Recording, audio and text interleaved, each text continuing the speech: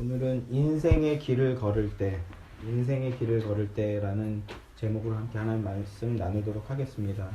지난주까지 우리는 총 8주에 걸쳐서 교회 안에 침투되어 있는 거짓된 신앙, 유교나 불교나 샤머니즘이 혼합된 정체불명의 미신적인 신앙이 아닌 진정한 기독교 신앙, 참된 구원의 믿음에 대해 다섯 솔라 종교개혁 5대 원리를 통해서 함께 살펴보았었습니다. 함께 나눈 내용들은 기독교 신앙에 있어서 가장 기본적이자 근본적인 내용에 해당하는 것들이지만 그럼에도 들으시기에 쉽지가 않으셨을 수 있어요. 어려우셨던 분들은 유튜브 예수의 교회 채널을 통해서 10번이고 20번이고 좀 들으시기 바랍니다.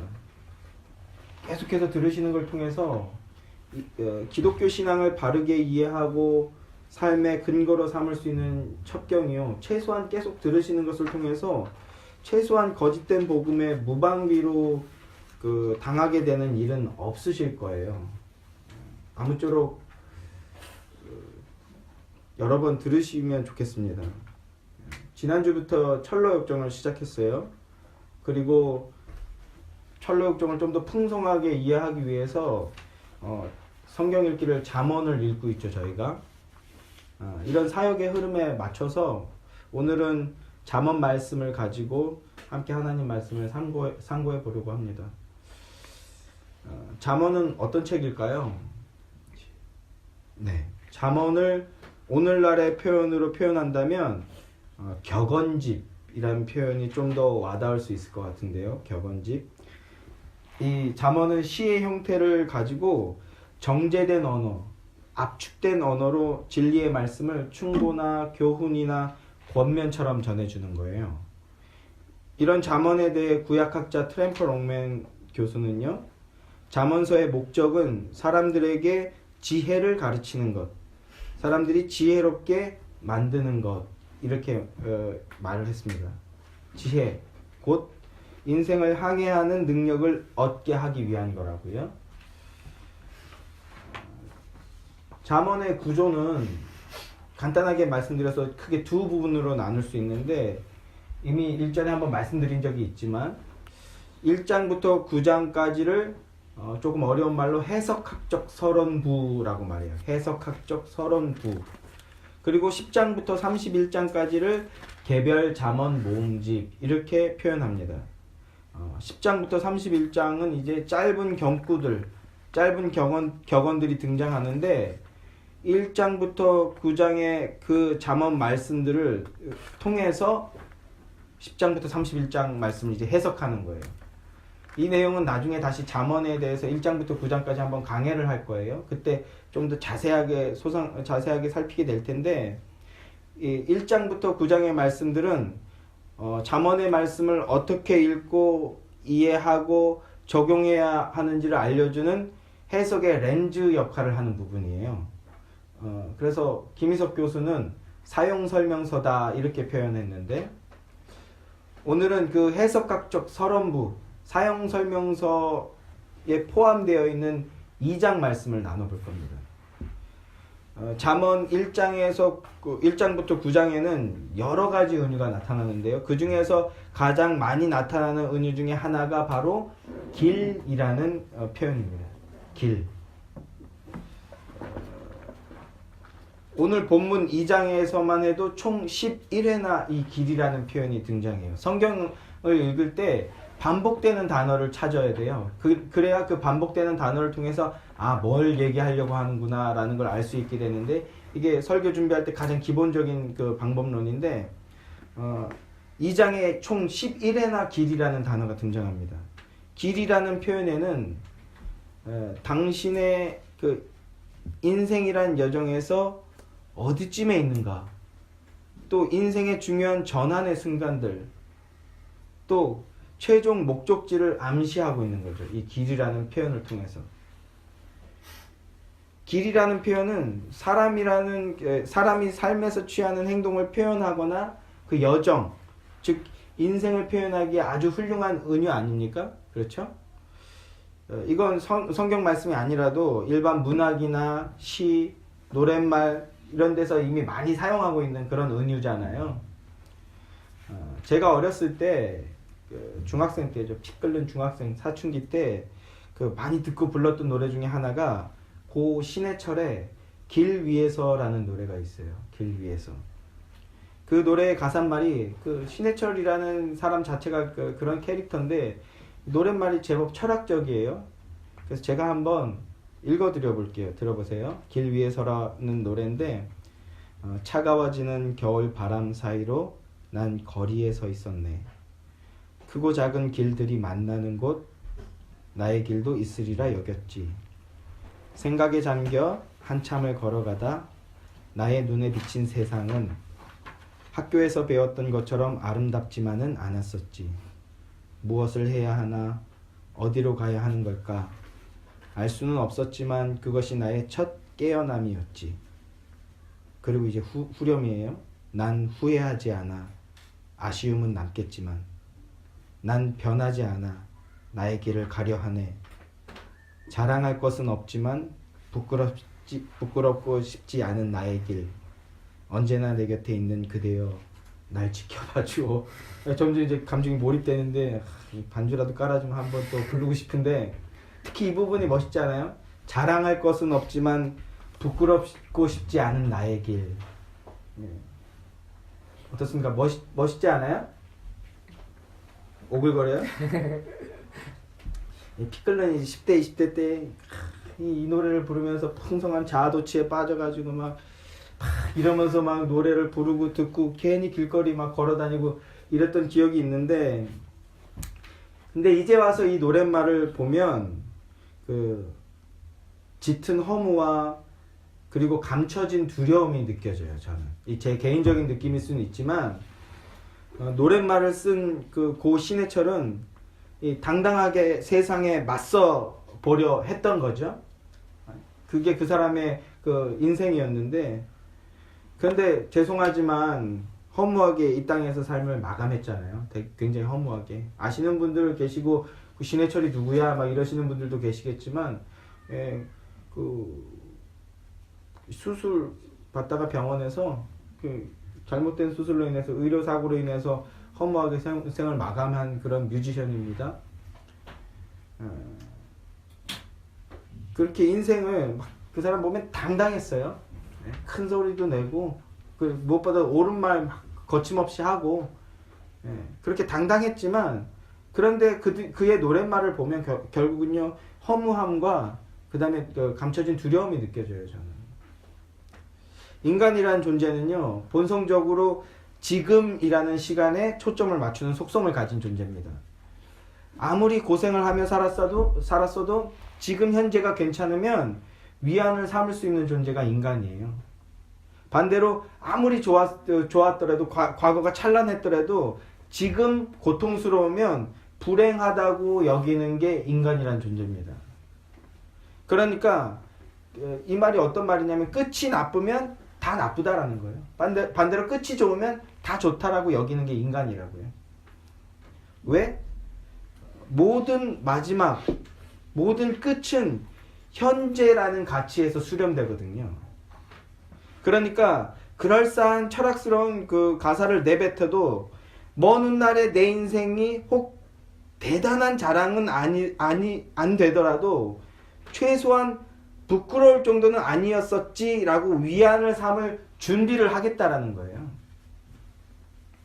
이건 방어 기제죠, 어떻게 보면. 저는 그 정도라고 생각해요. 개인적인 생각이라서 다르실 수는 있지만, 왜냐하면 생명의 근원 그리고 끝, 성경은 영원이라고 표현하잖아요. 그 생명의 근원과 영원이라는 능력이 없는 쪽에서 내놓을 수 있는 최선인 거예요. 뭐 그렇게 대단한 자랑은 아닐 수도 있지만 난 부끄럽지 않아 라고 너스레 떠는 거. 왜? 생명의 능력이 없기 때문이라고요. 생명의 능력. 영원이 없기 때문에, 끝이 없기 때문에 그 정도밖에 내놓을 수 없어요. 그래서 생뚱맞게 나의 곁에 있는 그대여 날 지켜봐줘요. 뭐 이런 오글거리는 가사로 이제 그 마무리되는 거죠. 또 이 외에도 여러 노래가 제가 그래서 어제 간만에 이제 또 유튜브를 통해서 그런 노래들을 쫙 찾아보고 들어봤는데 뭐 또 뭐 몇 곡 더 있지만 그런 얘기를 하려면 이제 한도 끝도 없어질 것 같아서 제가 참았어요. 더 얘기하고 싶지만 네. 성경 말씀은요, 하나님 말씀은요 분명한 해답을 제시합니다. 뭐 부끄럽진 않았어 이렇게 자기 위안이 아니라 정답이라고 제시해요. 성도라는 존재는 그걸 맞습니다. 이게 정답입니다. 난 이게 정답입니다라고 고백하는 자들이 이제 성도인데, 오늘 본문은 길이라는 은유를 통해서 당신의 현재 위치가 어딘지 되돌아볼 수 있게 합니다. 여쭤볼게요. 여러분은 지금쯤 혹은 어디쯤 와 계신가요? 그 인생이라는 여정에서 어디쯤 와 계신 것 같으세요? 이런 생각을 해보신 적은 있으신가요? 하고는 계신가요? 세상 사람들은 이걸 철들었다라고 표현하죠. 철들었다. 아까 그 길 위에서라는 노래를 이 고신해철이 22살 때 썼어요. 22살이 자랑할 것은 없지만 부끄럽고 싶지 않은 나에게를 언제 뭐 이런 노래를 불렀다고 대단하게 느끼는 거죠. 대단하다고. 야, 어떻게 22살이 그런 얘기를 해? 내가 지금 어디쯤 왔고 어디로 가고 있는가? 성도는 하나님 안에서 이것을 고민하는 존재가 돼야 되는 거죠. 제가 서두에 말씀드리다가 빠뜨린 게 있는데, 잠언이 정제된 언어로 어떤 시적 형태를 가지고 말씀하고 있다라고 말씀을 드렸잖아요. 그건 왜 그렇게 써져 있냐 하면요, 문맥이 없어요. 잠언은. 때로는 그 시적인 형태도 희미할 때가 있는데, 왜 그런 격언식으로 짧은 경구로 되어 있냐면 속도를 늦추고 구절의 의미를 천천히 묵상해보라는 의도가 담겨져 있어요. 시편도 마찬가지인데 되뇌이고 천천히 다시 한번, 그래서 한 번 읽어서 확 와닿는 게 아니라 깊게 묵상하다가 어느 날 어떤 순간에 그 구절이 확 와닿게 되는 거죠. 시편에서도 그래서 셀라라는 단어, 여러 가지 해석이 있습니다만 저는 어떤 걸 지지 않으면 셀라라는 단어로 끝나는 시편들이 있잖아요. 그러면 잠깐 멈춰서 생각하라는 거예요. 저는 그 해석을 지지하는데, 어떤 구절들을 해놓고 마지막에 셀라로 끝날 때는 끝내고 막 빨리 넘어가는 게 아니라 천천히 다시 한번 생각해 보라는 거죠. 잠언 역시도 그런 구조로 되어 있어요. 천천히 이게 무슨 뜻일까? 이게 무슨 의미일까? 이게 나에게는 어떤 의미가 있지? 라고 천천히 생각해 보라는 거죠. 그래서 유행하는 책 제목도 그런 게 있었잖아요. 천천히 멈춰설 때야 비로소 보이는 것들, 이런 제목이 이제 헷갈리네요. 천천히 갈 때 비로소 보이는 것들, 이런 식의 제목도 있잖아요. 천천히, 그리고 곰곰이 하나님 안에서의 자신들의 인생을, 길에 빗대고 있는 그 인생을 말씀에 의거해서 묵상해 보시길 원하는 거예요. 그 말씀 안에서 나는 하나님의 백성, 하나님의 자녀인 나는 어디에 있는 걸까? 나는 지금 어디에 있는 걸까? 여러분 지금 어디 계시는 겁니까? 여러분이 가지고 계신 그 길이 맞습니까? 그 방향이 맞으신가요? 하나님 앞에서, 하나님 안에서 고민을 해봐야 된다는 거죠. 또 잠언 1장에서 9장을 보면 그 길이라는 그 표현을 통해서 말씀하고 있는 암시가 또 하나 있죠. 갈림길이 등장한다는 거예요. 갈림길.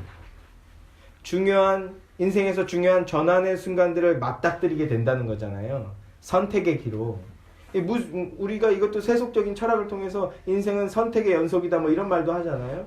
무수한 선택의 기로들을 맞닥뜨리게 되는데, 그런데 잠언은 여기에서 좀 더 분명하게 얘기해요. 2장에서부터 이제 그 얘기가 시작되는데, 이 인생이라는 길에는 두 개의 길이 등장한다고 말씀하고 있어요. 두 개의 길이 있다. 18절과 19절 말씀을 보게 되면 구부러진 길, 사망의 길이 있고요. 그리고 생명의 길이 있다라는 거예요. 우리가 길을 가고 있는데 그 길에 하나는 사망의 길이 될 수 있고 하나는 생명의 길이 될 수 있다라고 말씀하고 있다고요. 그렇게 세상이 노래하는 길과 결정적인 차이가 바로 이 목적지가 있음을 암시하고 있어요. 그 두 개의 길 끝에는 그 종착지가 있다라는 거예요. 생명의 길, 사망의 길. 존 버녀는 이런 말씀들을 통해서 인사이트를 얻어서요. 철로 역정을 통해 그 목적지를 소개하고 있죠. 그 목적지가 뭐라고 표현합니까? 천성이라고 소개하고 있어요. 천성.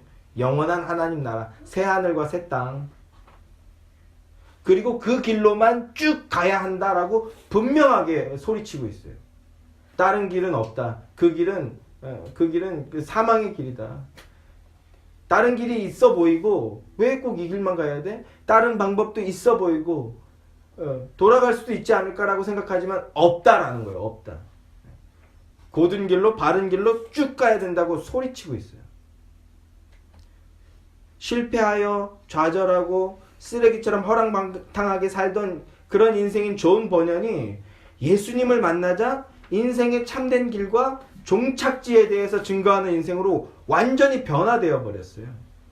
그래서 노름이나 하고 주변에서 욕설하면서 희롱이나 하고 그렇게 살던 인생에는 끝이 있습니다. 영원한 천성이 있습니다. 그 길로 가야 됩니다라고 그 소리치는 인생으로 완전히 변화됐다고요. 잠언은 말씀합니다. 참된 인생의 길을 가는 방법이 있는데 그것이 무엇이냐? 바로 여호와를 경외하는 것이다. 이것이 잠언 1장의 말씀이에요. 참된 인생의 길, 여호와를 경외하는 것. 그러면 참된 인생의 길, 생명의 길로 가는 방법은 그 여호와를 경외하는 것인데, 그러면 어떻게 해야 여호와를 경외할 수 있는가? 어떻게 해야 여호와 경외를 깨달을 수 있는가? 이게 1절부터 4절까지의 말씀이에요. 말씀을 받아 간직하고 내 귀를 지혜에 기울이고 마음을 명철에 두고 지식을 구하고 찾으면 마치 은을 찾듯이, 마치 감추인 보배를 찾듯이 그렇게 구하고 찾으면, 그러면 여호와 경외를 깨닫고 하나님을 알게 된다라는 겁니다. 그러면 지혜가 너의 마음에 들어가며 지식이 내 영혼이 내 생명이 즐겁게 된다라고 말하고 있어요.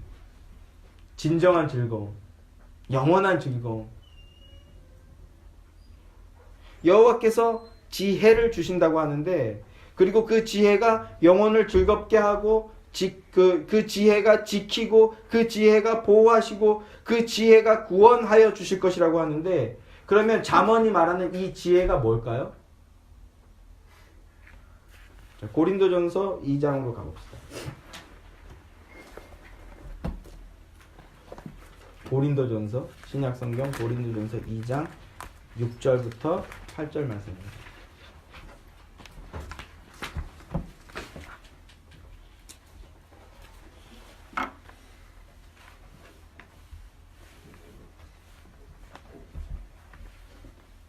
고린도전서 2장 6절부터 8절까지 말씀이요. 한 목소리 합독하겠습니다. 신약성경 265페이지입니다. 고린도전서 2장 6절부터 8절 다 함께 시작. 그러나 우리가 온전한 자들 중에서는 지혜를 말하노니 이는 이 세상의 지혜가 아니요 또 이 세상에서 없어질 통치자들의 지혜도 아니요 오직 은밀한 가운데 있는 하나님의 지혜를 말하는 것으로서 곧 감추어졌던 것인데 하나님이 우리의 영광을 위하여 만세전에 미리 정하신 것이라. 이 지혜는 이 세대들의 통치자들이 한 사람도 알지 못하였나니 만일 알았더라면 영광의 주를 십자가에 못 박지 아니하였으리라. 감추어져 있던 그것이 창세전부터 계획되어 있고 감추어졌던 그것이 이 땅으로 내려왔죠. 이 땅으로 내려와서 이 땅으로 내려왔던 그 감추어져 있던 지혜가 어떻게 했다고요? 십자가에 못 박혔다고요. 뭘 얘기하는 겁니까? 누굴 얘기하는 겁니까? 예수 그리스도를 말씀하는 거예요. 성경이 말하는 지혜, 예수 그리스도.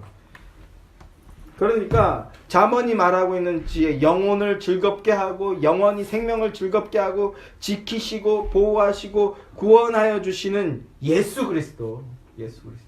예수 그리스도 안에서 예수 그리스도를 믿는 믿음으로 말미암아 우리는 영혼을 즐겁게 하고 그리고 영혼을 지키고 보호함을 받고 인도함을 받게 된다는 거예요. 그 예수를 믿어야 된다는 겁니다. 그 예수를 믿고 따라야 된다는 겁니다. 잠언은 그걸 지혜 이렇게 표현하고 있어요. 하늘에서 내려온 지혜, 생명나무인 지혜 이렇게 표현하고 있어요. 지혜가 그 마음에 들어간 인생, 즉 참된 생명의 길을 걸어 나아가는 인생은 예수 그리스도로 말미암아 구원 얻은 인생이라는 거예요. 여러분은 지혜가 그 마음으로 들어온 인생, 그래서 영원히 인생이 즐거워진 인생들이 맞으십니까?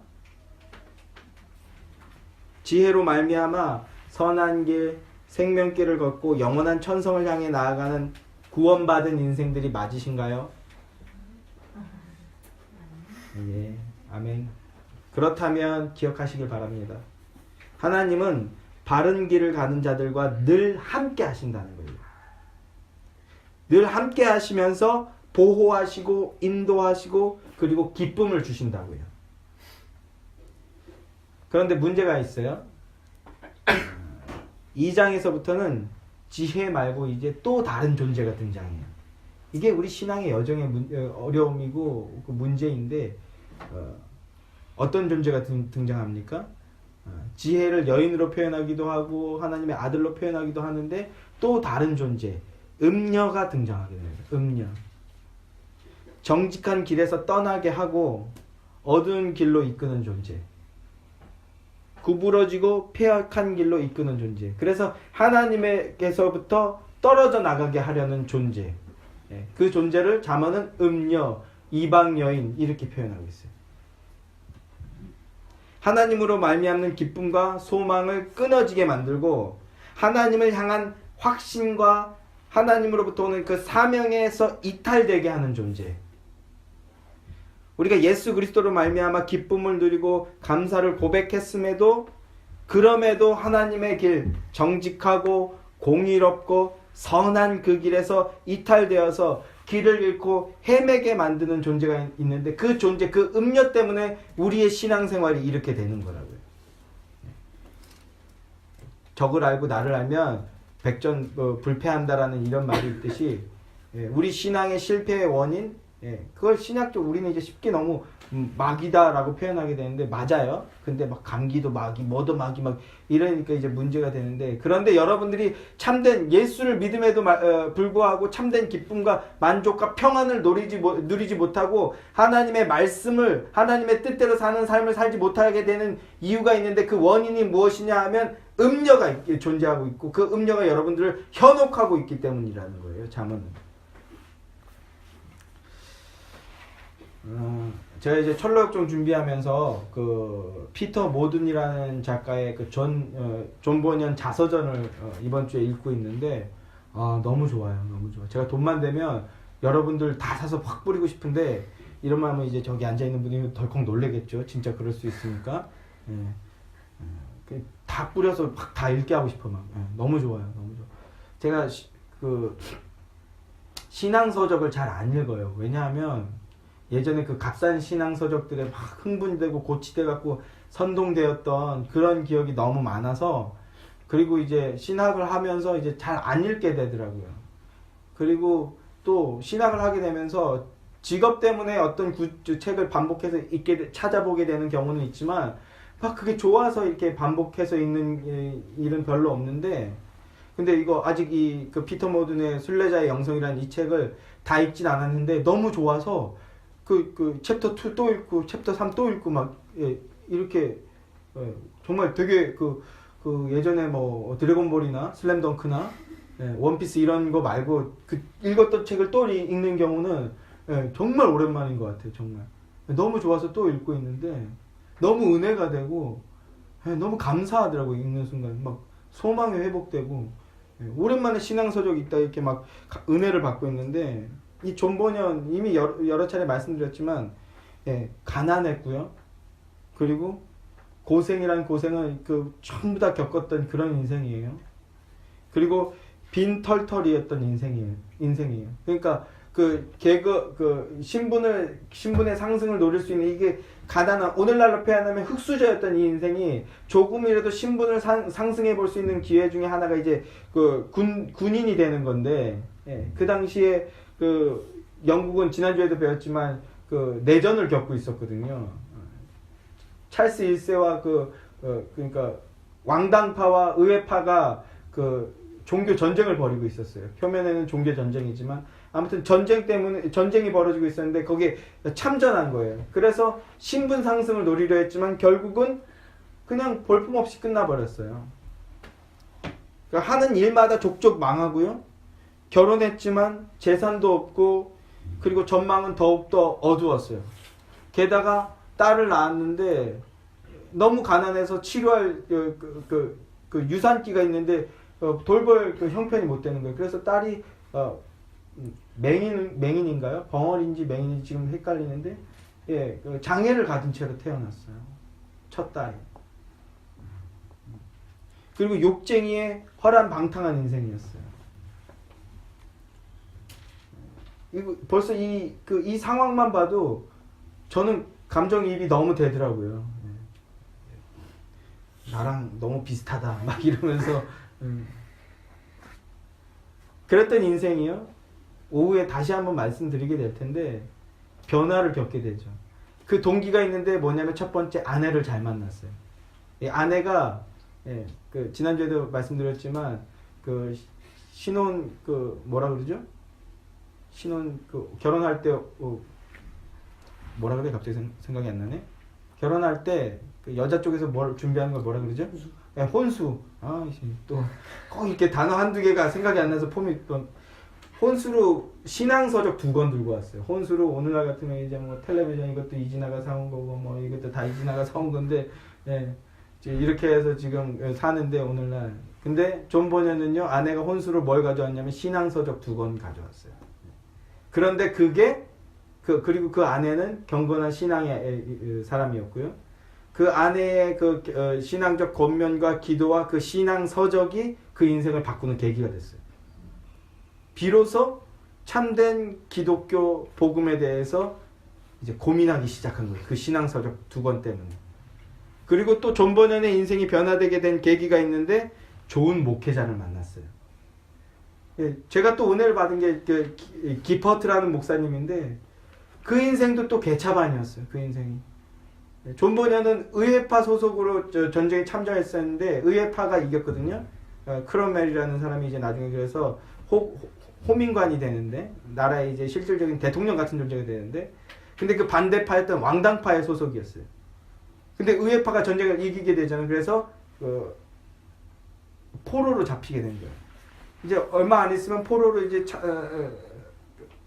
죽게 되는데, 근데 기퍼트라는 사람이 누나가 찾아왔는데 마지막으로 이제 한번 면회를 온 건데 보니까 의회파 사람들이 다 술에 취해서 막 아무도 뭐 경계 근무를 안 쓰는 거예요. 전쟁이 그만큼 개판이었다라는 거예요. 아무도 보초를 안 쓰고 있는 거예요. 술에 취해서 잠들어 있고. 그래서 동생한테 지금 도망쳐라. 지금이 기회인 것 같다. 그 말을 듣고 도망쳤어요. 다음날 이게 포로가 없어진 걸 알았잖아요. 그래서 샅샅이 이제 수색하는데, 그래서 누나는 본래 집으로 또 피신해서 무사히 피하고, 이 기퍼트라는 사람은 그 진흙 속에 3일 동안 숨어 있었대요. 진흙 속에. 벌써 이것만 해도 진흙 속에 한번 살아보려고 진흙탕 속에 3일 동안 숨어 있었다고. 그리고는 아무도 알아볼 수 없는 곳으로 또 골짝골짝으로 피신한 곳이 존 버년이 살던 베드포트라는 동네였던 거예요. 그 베드포트에서 숨어서 지내다가 전쟁이 의회파의 승리로 완전히 종결이 돼서 더 이상 자신을 찾는 사람들이 없게 되니까 어떻게 하는 거예요? 이제 마음껏 활보하면서 이 사람도 욕쟁이에 그냥 노름을 하고 돌아다니는 거예요. 살아보겠다고 막 하는 게 아니라 동네에서 노름하다가 어마어마한 빚을 지게 된 거예요. 그러다가 이 기퍼트라는 이 사람도 복음을 듣게 된 거예요. 복음을. 그 베드포트에 있던 회중교회라는 교회, 지금은 번연교회라고 하는데, 이 교회 가서 복음을 듣고 회심하게 된 거예요. 그래서 더 이상 이 노름이나 하고 허랑방탕한 인생이 아니라 하나님을 증거하는 인생으로 살아야 되겠구나. 그래서 거기 있던 사람들 막 술 취해가지고 막 때려 죽이겠다라는 사람들이 그 회중교회에 있었는데, 나 변화됐다라는 회심의 증거를 보여주고 심지어 그 교회 목사가 돼버렸어요.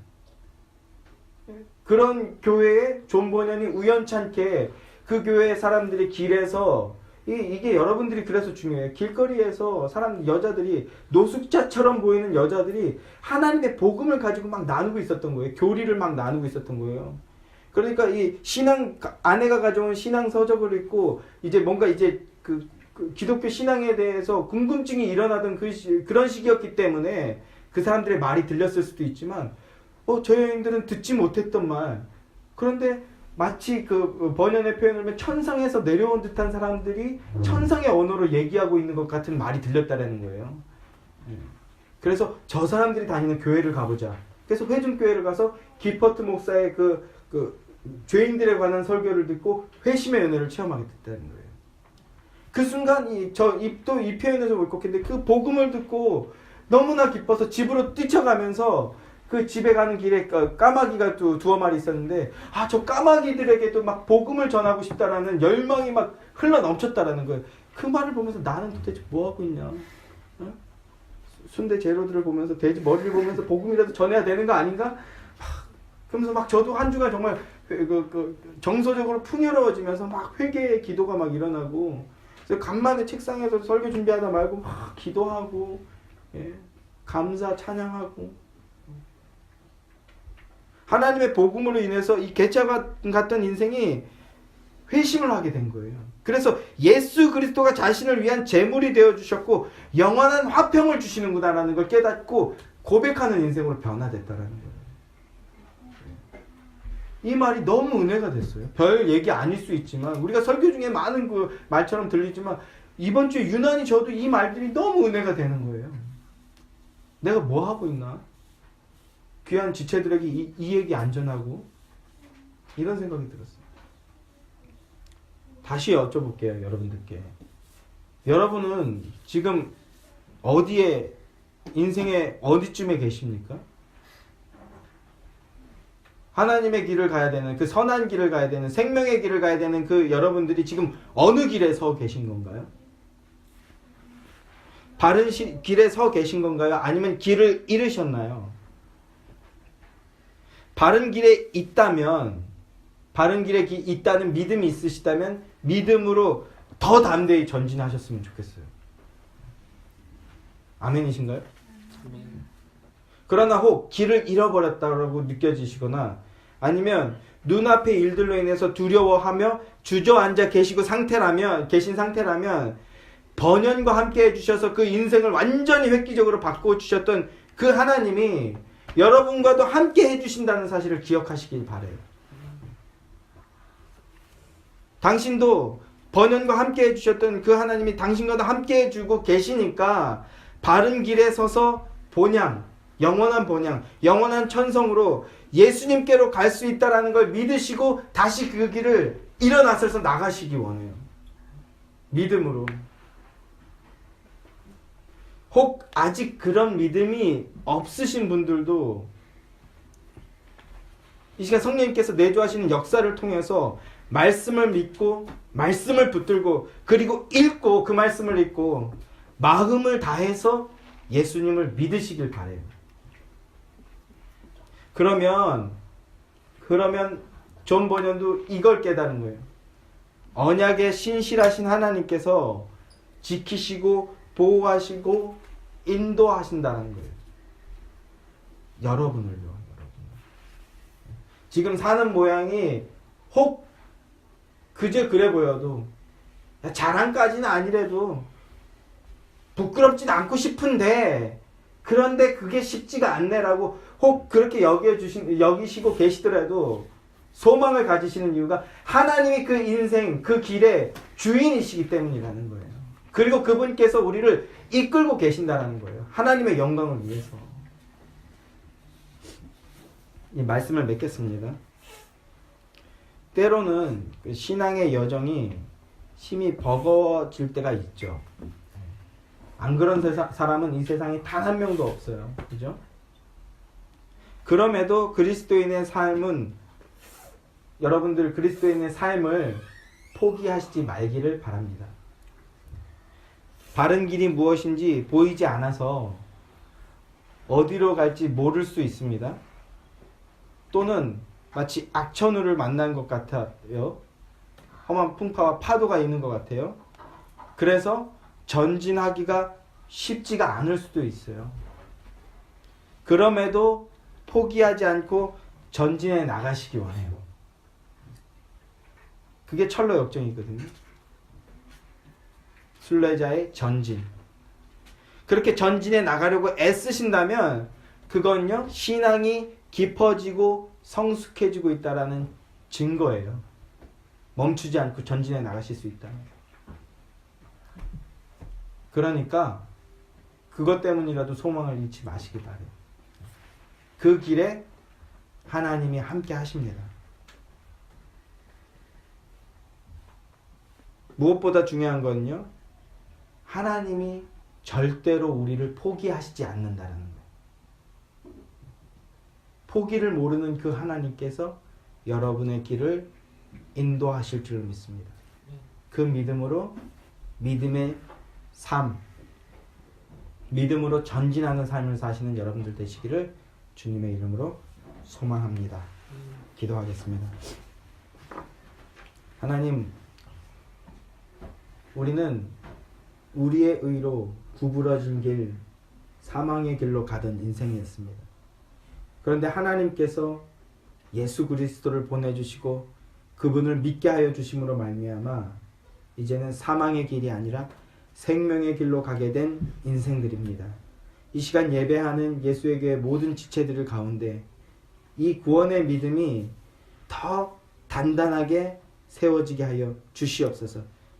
하나님께서 우리를 생명의 길로 이끄시고 계신다는 그 사실을 믿는 그 믿음으로 이제는 조금 더 온전한 모습으로, 그리고 더 담대한 믿음으로 그 믿음의 길을 전진해 나아가는 인생들, 그래서 하나님의 은혜를 풍성히 누리며 하나님의 영광을 드러내는 삶을 사는 신실하고 복된 성도들이 되게 하여 주시옵소서. 예수 그리스도 이름으로 기도합니다. 아멘.